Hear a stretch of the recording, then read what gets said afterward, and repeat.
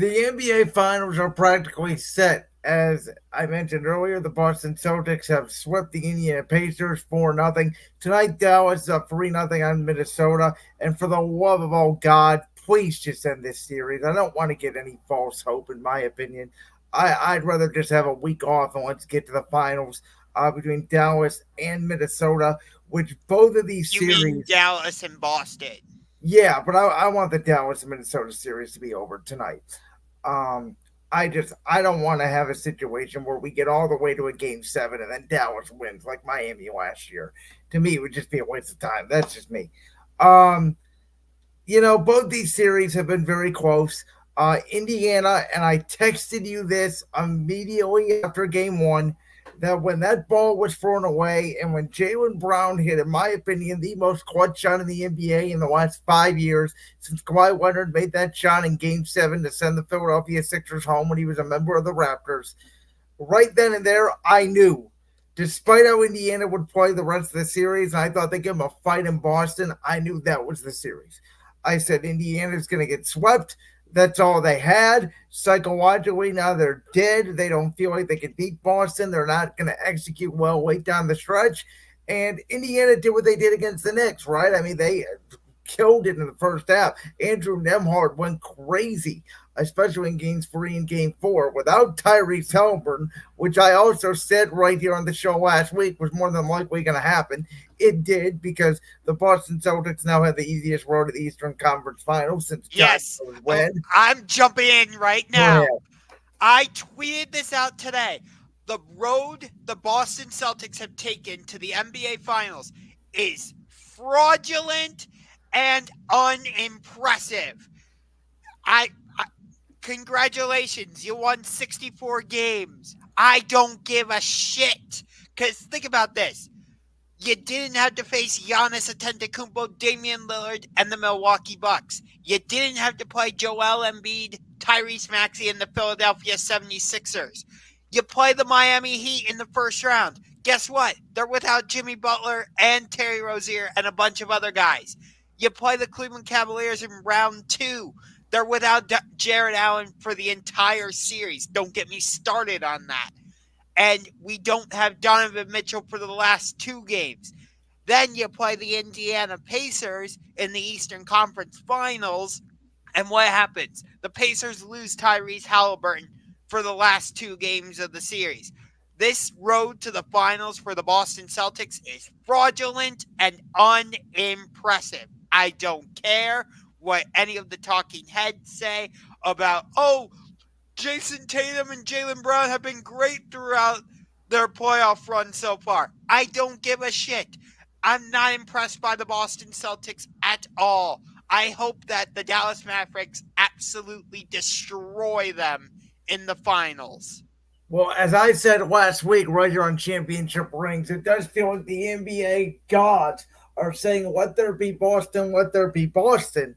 And, I will say, and we both agree on the fact that the Celtics run has been somewhat fraudulent and they've been Fully gifted by the fraudulent. injury gods.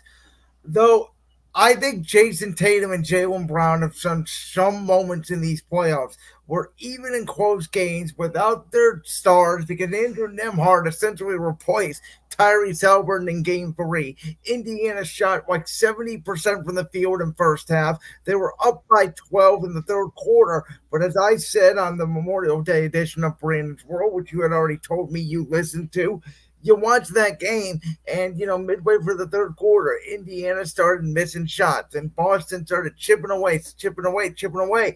And I knew going to the fourth quarter, the Boston Celtics were going to win the game, because the difference between this iteration of the Boston Celtics and the Boston Celtics that we saw last year make the ECF and 2 years ago that made the NBA championship, they have two difference makers, in my opinion, and you can make the argument for three.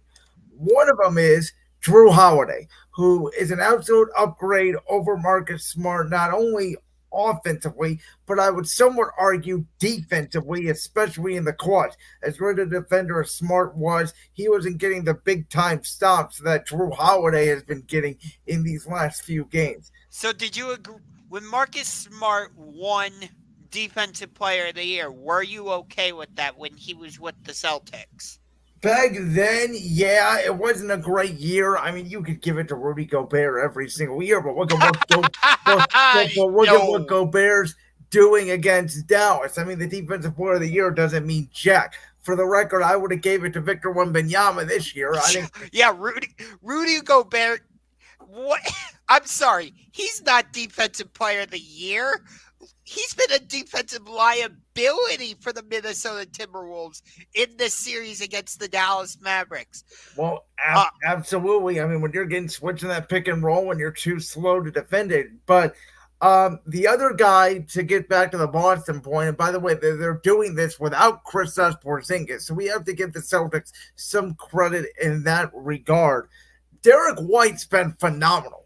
Whenever the Celtics have needed a big basket or a big steal or just a big three to sort of shift the tide to go from down 12 to down 9 or down 7 to down 4, Derek White has been there to make the key shot. And then it's been Tatum and Brown who have sort of both come together, in my opinion, as 1A, 1B at this point, and have really been the most, I would say, outside of Luke and Kyrie, the best dynamic duo in these playoffs.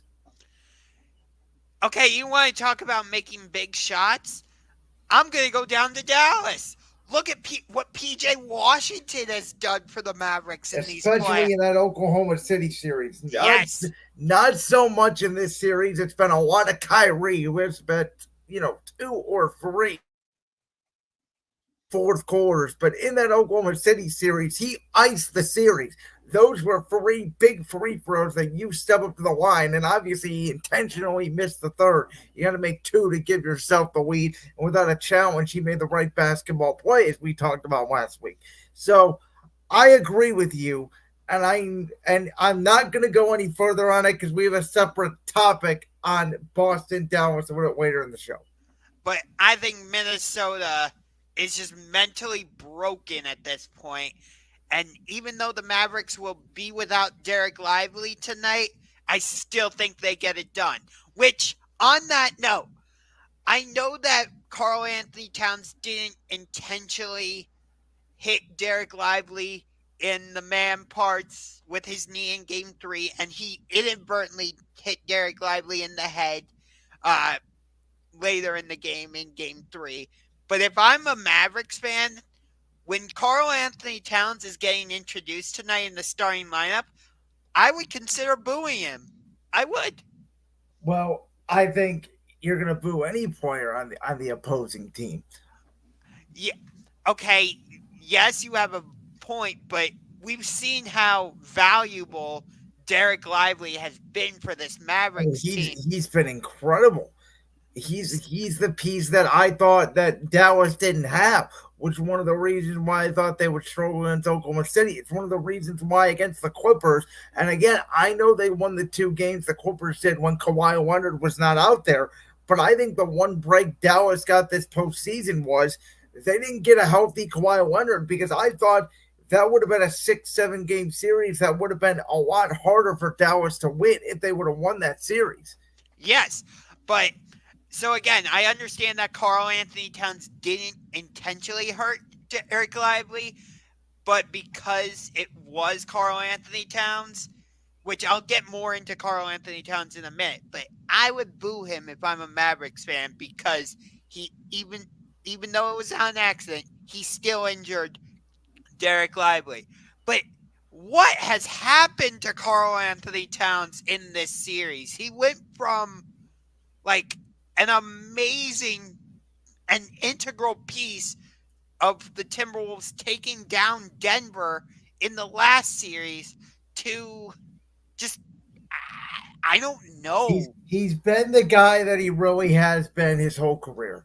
He's a nice player. He's not that guy. And Anthony Edwards is 22 years old. And we have talked about this, I feel like, for 3 weeks at nauseum, maybe even more than that, really 5 weeks, ever since these NBA playoffs have started. That Anthony Edwards, if he were to get, especially if he were to somehow come back, obviously, and win this series, which we both acknowledge will not happen, but prior to LeBron James and that '07 Cavs team making the finals against San Antonio, We have never seen a 22-year-old do this, which is why it led me back to Minnesota is probably deeper. They're probably more talented overall than Dallas. But the reason why I thought Dallas would probably win this series, and me and you both thought it would be a long series, is because you have the experience of Kyrie, and you have a 7 or 8 year, however old he is in the league now, Luka Doncic, and it feels like around this time in the week when you're in year 6, year 7, year 8, if you're a superstar, this is the time you break through. Yes. Um, so I'm just doing something super quick.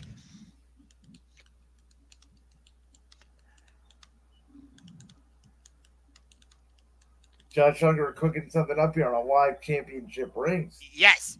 So I want to bring up this question. Would a Okay. finals appearance mean more for Luka or Kyrie? So the way I see it, Kyrie already has a ring. He's already been to the finals. Obviously, I think he has been more of a leader this year than he has been at any point in his career.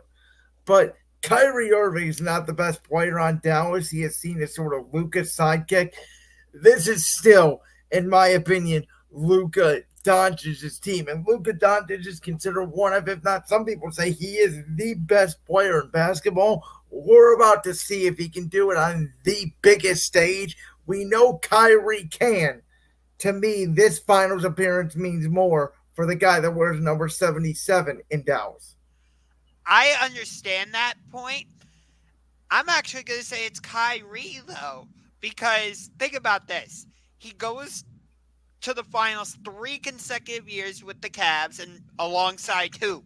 Arguably, arguably the GOAT in many people's minds, LeBron James. I still argue it's Michael Jordan, but we can get into that discussion another day. We're not doing that today. Yes. Um, but then he goes to Boston to team up with Jaylen Brown and Jason Tatum. And for whatever reason, that didn't work out. And then he goes to Brooklyn, and it on the court, it's a total failure. Off the court, he gets into all kinds of issues with, the vaccine stuff and the the tweet and the book. And again, I'm not going to get into all of that, but hopefully you know what I'm referring to. As I've said many, many times right here in championship rings, you know that was such a disaster when the smartest person in that whole room was James Hart, who said, "Get me the F out of here." Right. Um, but again, I'm in the Brooklyn situation with Kyrie especially. I feel like you have to separate the on court stuff from the off court stuff. Well, even Again, on court, they never even played together. I mean, what did they play? 16 games together, I think is the stat. right. But whatever. It turned into a disaster in Brooklyn, both on the court and off the court. Again, I'm not getting into the off the court stuff because I don't want to, and there's just too much political stuff involved with that. And then he comes to Dallas, and their first season together, it didn't look like it was going to work, and they ended up tanking basically, and that's how they ended up with Derek Lively. And then you look at them now, especially post trade Trade deadline. deadline. Yes, when they brought in Daniel Gafford and PJ Washington, and Luka and Kyrie have just figured it out. Like most of the time in these playoffs, it's been Luka really setting the tone, and then Kyrie kind of coming in late and finishing it off. I So know, I know it's been more Luke vice versa in the conference finals, but from my perspective, it's mostly been Luka starts, Kyrie finishes, I and just think watching that chemistry has been so incredible to watch. I think that obviously Kyrie going to Boston, he realized it was a big mistake. He was not going to be the man in Boston. He didn't want to deal with what it was at the time, kids in Jalen Brown and Jason Tatum. And Exactly. he thought he could lead a team, and he couldn't. And so he goes to his buddy Kevin Durant, and he was so naive still at that point that he thought Kevin Durant was just as good as LeBron, and he thought we don't even need a coach. We can hire Steve Nash as our coach. And we see how much of a disaster that was. And I think after a lot of soul searching, Kyrie finally realized, and I think it took him an off season with Luka, and they figured out their games together. And I think Kyrie finally said, "I can be your Robin and sometimes Batman to what you are, often Batman and sometimes Robin. And our games do work together because you are essentially a bigger me and a better passer than me. And our games can complement each other if we bounce, the usage rate off each other. So it's not too much me and too much you, and we get some big shooting centers, or a four like a PJ Washington. You get a guy like Derek Lively who can rebound the ball. And I think Kyrie, it's took him 8 years. And sometimes, as we acknowledge, it takes people longer to grow up more than others. It's taken Kyrie till he's 32, but he has grown up. And I think Yes. that's the biggest difference with this Dallas team that we didn't even know until really the trade deadline and really in these playoffs. We have watched a young man who at 24 years old, and looking back at it, you blame him. He hit the biggest shot, arguably. If you want to argue Ray Allen, go ahead. But I think him and Kyrie have the two biggest shots in the history of the NBA. And if you include the finals in there, I don't think there's any argument for that. I So, would I would put Kawhi Leonard's Game 7 shot in the discussion, but well, I think Kyrie and Ray Allen are 1 and 2 because they were in the finals. right. I'm just saying I think Kawhi's shot No, that's belongs. no, that's fair. And by the way, I think you can make an argument. Jalen Brown's shot in Game One might be up there if it turns out that that's if the Celtics going to win the championship. Sure. Because Let me say this about Luka though, is like you look at what Luka has done. He's been in the MVP discussion like 3 or 4 times at this point. I think he finished third in the MVP. He's been first team All NBA 5 or 6 times. People, as you mentioned earlier, people have tried to make the argument rather that he is the best player in the NBA. And yet he's never been able to break through and get to the finals. He got close in 2022, but Steph Curry and Klay Thompson, who we'll get into later in the show. There's your tease.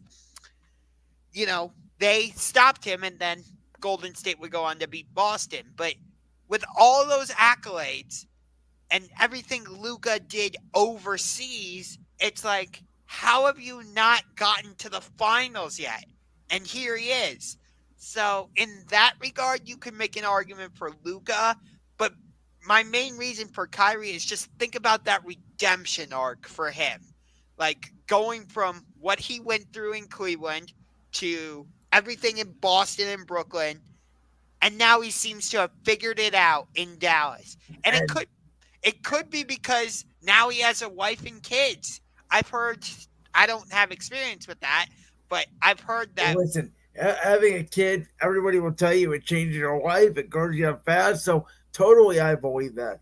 Um, that leads us though into this topic. So as we mentioned, we both assume that it's going to be Mavs Celtics in the finals. I think everybody in the NBA world, including the T-Wolves themselves, would be shocked if they come back and win this series in 7 games. So Mr. Unger, I know you know this because you are somewhat of a sports historian, but the last NBA Finals Game 7 was in 2016. And it's been a long time for the NBA. It's one of the longest stretches, if you include the NBA, Major League Baseball, and the National Hockey League, in between Game 7s and the final round of a championship series in sports. And I think that with these conference finals potentially both happening in sweeps, the NBA needs this. The NBA wants this. And I think this series is going to go to a Game 7 in Boston on Sunday. I believe that would be June 23rd, 2024. and we will get to see Luka and Kyrie versus Jason Tatum and Jalen Brown. And as I've been saying all playoffs, it'll probably come down to if PJ Washington or Derek White can make a shot in the corner to win the game. If I had to make an early prediction on this series, I'm going with the Dallas Mavericks in six. Um, I think the fact that Jason Kidd is their head coach, he has experience in the finals. He was with the Mavericks team that won it all against the Miami Heat in 2011 when Miami had Dwayne Wade, LeBron James, Chris Bosh. So it's kind of the same story with the Boston Celtics because, they won 64 games. They've got Jason Tatum and Jalen Brown. They've got Derek White and Drew Holiday. Maybe Kristaps Porzingis comes back. I I feel like you can make a comparison between this Boston Celtics team and that Miami Heat team back in 2011. I at least I see a similarity there. I don't know if you do. I don't, because that Heat team was much more star loaded. They had at that time the guy that was preserved as the best player in the world in LeBron. They had a very good player in Dwayne Wade who had already come off of finals, and they had a Chris Bosh who was the lead guy in Toronto, and they were also the villains of the NBA, and they were led by mostly veteran players. Well, this Boston team has your Al Horfords, and Drew Holiday, and a couple of those veterans. They're not, even though they won 64 games this year, which I think was more than that Miami team actually won. I think that's mostly because the East was so down, and the game has also changed a lot, obviously from 2011 to 2024. And I know a lot of people, especially in our hometown of Cleveland, don't like the Celtics, but I don't think nationally they're viewed as the enemy that the 2011 Heatles were. And I get that, but maybe that's just me making up the comparison in my own head, but either way, I just think Dallas has a little more depth on their side in, over Boston. Um, It's close. I don't know about that. Dal- I read reports that Dallas is getting Maxi Kleba back tonight. So if you obviously Derek Lively is out, but if Dallas can have Maxi Kleba healthy, Derek Lively healthy, Luka Doncic gets healthy by having all this time off, you can play Gafford. You've got Kleba. You've got PJ Washington. You've got Dwight Powell, who we haven't seen a lot of so It's far. a lot of bigs, but I don't know if they have the wing to stop Tatum and Brown together. That they can with I think Derek Jones uh, and PJ Washington, if that's how they match them up, I think that they can match up well with Tatum and Brown.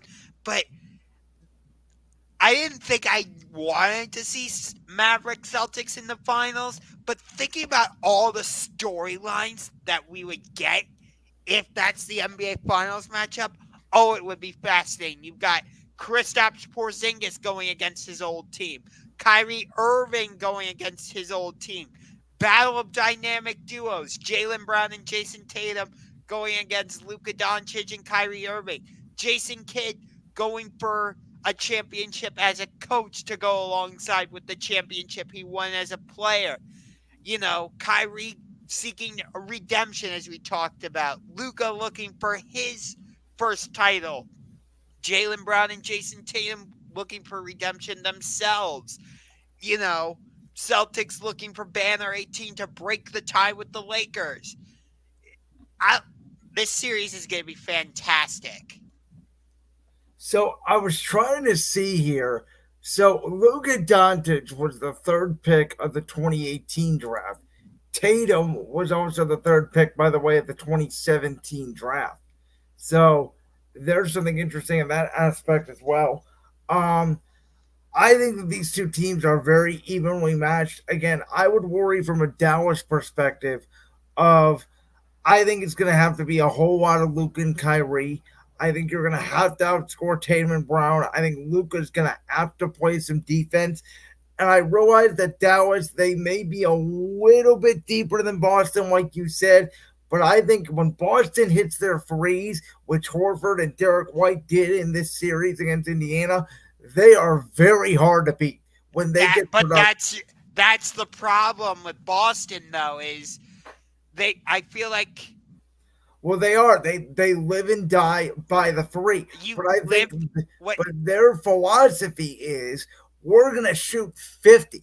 If we make 20 of them, we're gonna make another 22s. That's 100 points right there. it's a double-edged sword though where you live by the 3, you die by the 3 cuz if you miss shots, Kyrie and Luka are going to get out on the fast break and they're going to set up alley-oops to Daniel Gafford, Derek Lively, PJ Washington, Derek Jones. They can kick it out to Maxi Kleba for a 3. Hardy has shown that he can come off the bench and Yeah. make shots for them. So, and I just see and Drew plus Howard. I Luka, just see Drew go ahead. Holiday or Derek White making a big shot in Game 7 and Boston winning a Game 7 in Boston. That's what I see right now. And by the way, I think the NBA will do everything in its power to make sure this is a 2-2 game going into Game 5 and to probably make sure we have a Game 7. The NBA needs a Game 7. Yeah, because these NBA playoffs, for the most part, have lacked game sevens. Like, we, yeah, we got the one with Indiana and the Knicks, but again, as we talked about last week, I believe that the hype was out of it because half the Knicks people were out. We got the Game 7 with Cleveland and Orlando, but nobody really believed whoever won that series was going to beat Boston. The only two cities that were hyped for that was Cleveland and Orlando. The only national Game 7 that got a lot of attention was Minnesota and Denver. yeah, that you're right. Um, and I know in reality it was game 6 between Oklahoma City and Dallas, but the way that game played out, to me, it was a game 7. Well, So it was in the Oklahoma City perspective, and Dallas acknowledged they wanted to finish them off. So they did play it like a Game 7, but you can see the difference between teams when it's a Game 6 and a Game 7. yes, Game 7s will always, outside of Indiana, who again bucked the trend.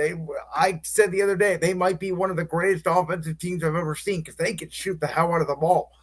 But they came out and they just obliterated the Knicks in the first half. I don't think Dallas or Boston would do that in a Game 7.